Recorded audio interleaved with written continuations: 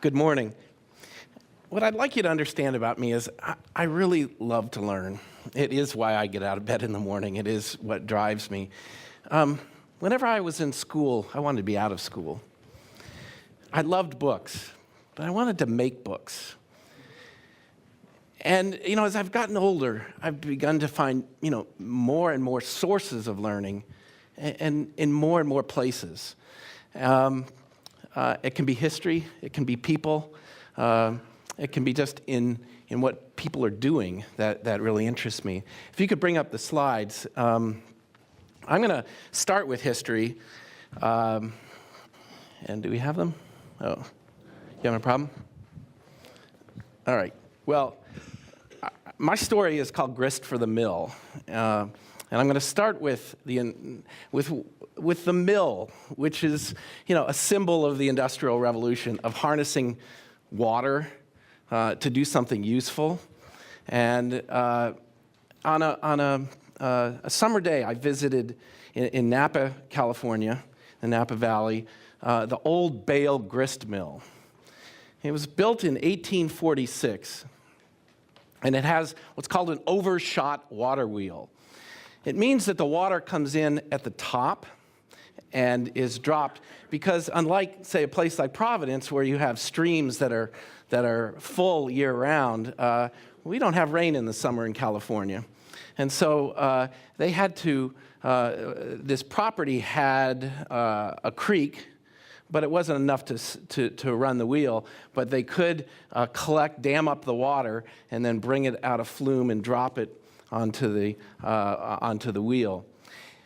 What really interested me was when they've restored the mill, and when it gets in operation, first you hear the water, then you hear the creaking of that big wheel, and then you hear the gears begin to click in underneath. They're kind of underneath the platform where you're standing. And slowly, these gears begin to turn, and then the grindstones begin to spin. And then they pour the wheat in, and we get flour. This is the mill I'm talking about, and you can see there's the overshot wheel. There are the big gears. Now, the delight here is that, to some degree, you can see how this works. When you go look at old technology, you can see into it. You can find and look around. These are the grindstones. Here is it's covered in a box, but you put the wheat in the top, and what you get at the end is the flour comes out in a nice fine powder. Now,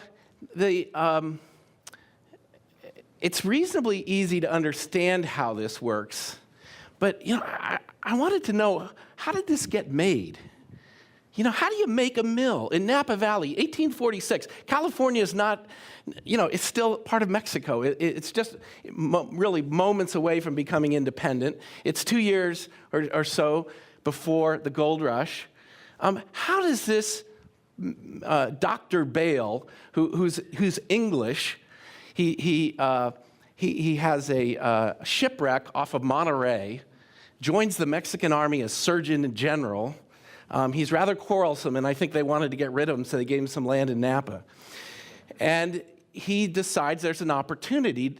He sees some people growing wheat, and he's going to, what they need is a mill. Well, there's a book, amazingly, called The Young Millwright and Miller's Guide. It was a user manual written in 1795 by Oliver Evans, an American inventor. For the purpose was to understand and explain the design, the construction, and the operation of a mill, not just a grist mill, but a sawmill.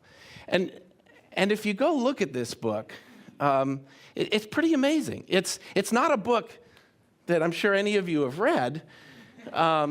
It's not a book you would sit and read for an entertainment. But if you wanted to understand how to do something, you really want this book.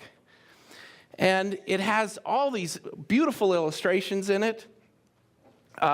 It starts off with several chapters explaining Newton's mechanics. He wants you to he's not just giving you instructions literally how to do this, which he does, but he wants you to understand all the science, how this technology works. And Evans is a today we'd probably call him a serial entrepreneur, but he was a serial inventor. I mean, he did all kinds of things. He actually, he creates some early steam engines, and he writes he writes a book about how the nation could be connected through rail. And rail isn't even on the radar of anybody at this time. This is like 1805, okay? So really early. But his, a biography I looked up of him described him as having two characteristics. One was the compulsive urge to invent, and the other was a zeal for publishing technical information for the guidance of young men. So he wrote these books to not only capture how to do something, but he was actually explaining his inventions. He was explaining how American mills could be better than English mills. And he was actually pointing out areas where there was a need for new invention, where things needed to be figured out. And, I found a copy of it on Google Books. The copy there is the 15th edition. It's 1860.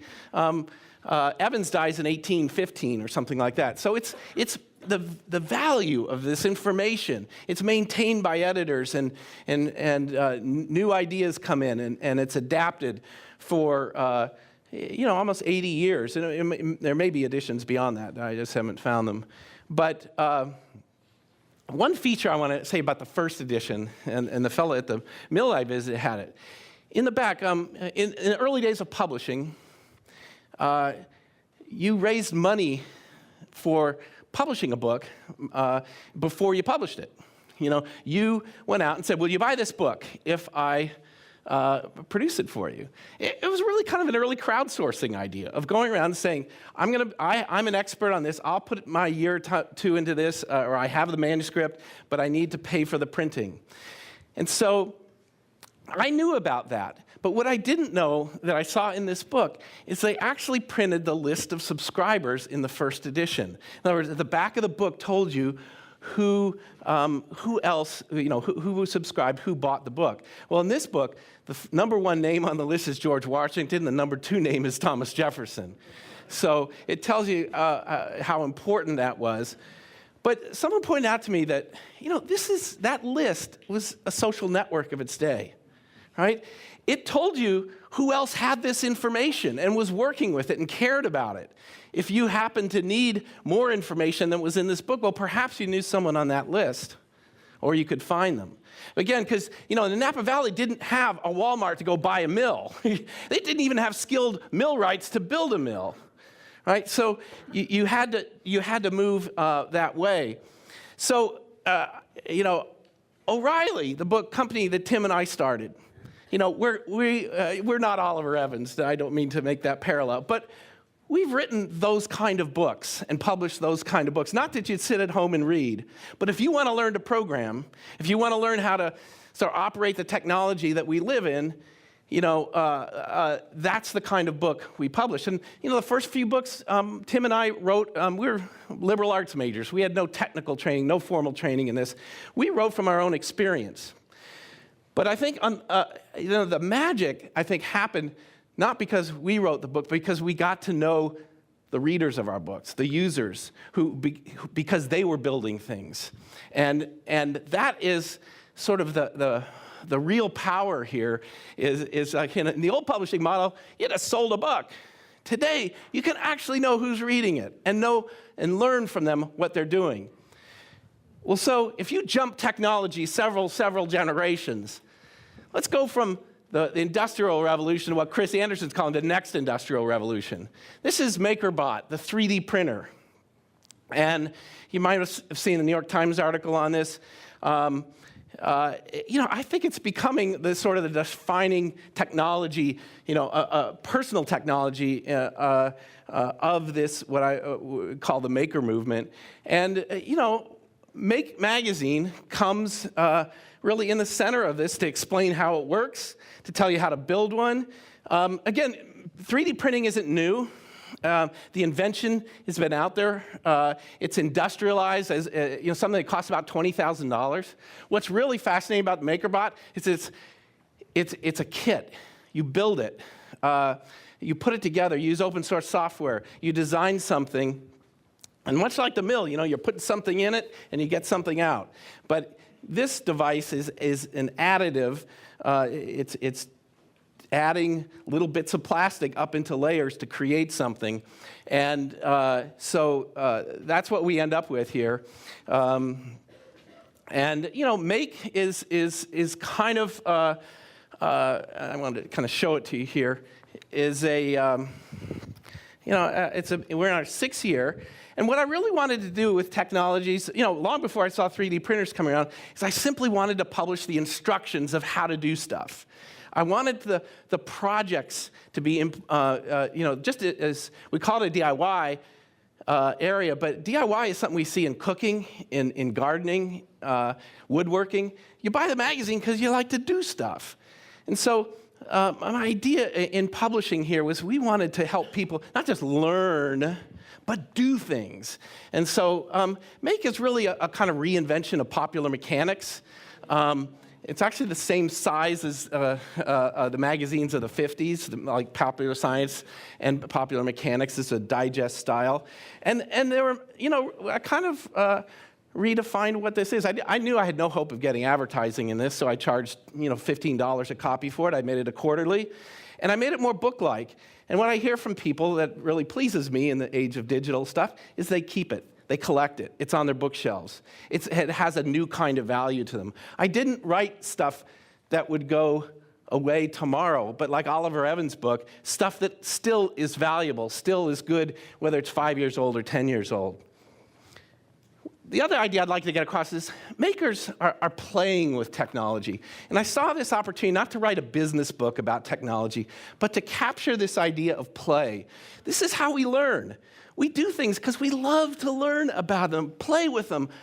And you're doing two things. You're discovering something about that technology, but you're also discovering something about yourself.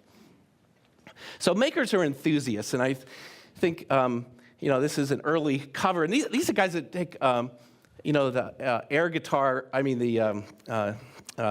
Guitar Hero guitars, and actually perform as a band.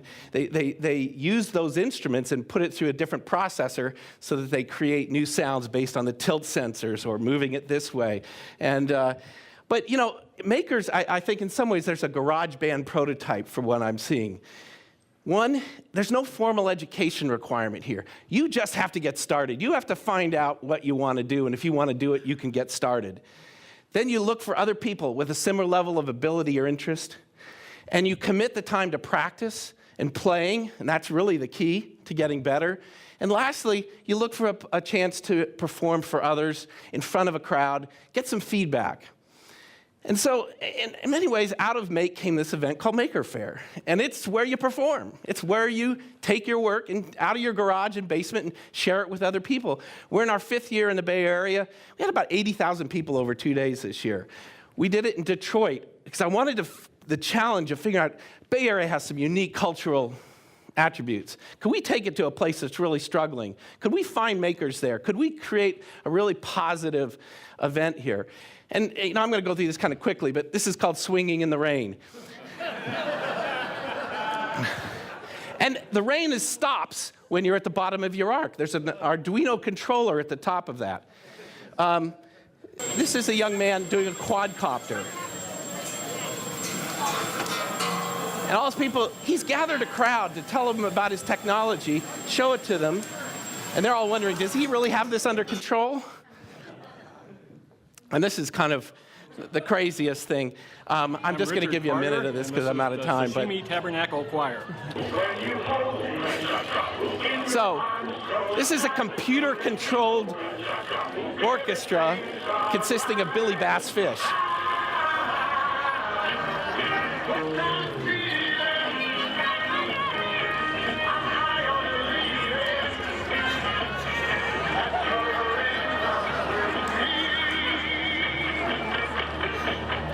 Well, basically, there were these singing fish that were popular around Christmas a number of years ago, and they were very, very annoying.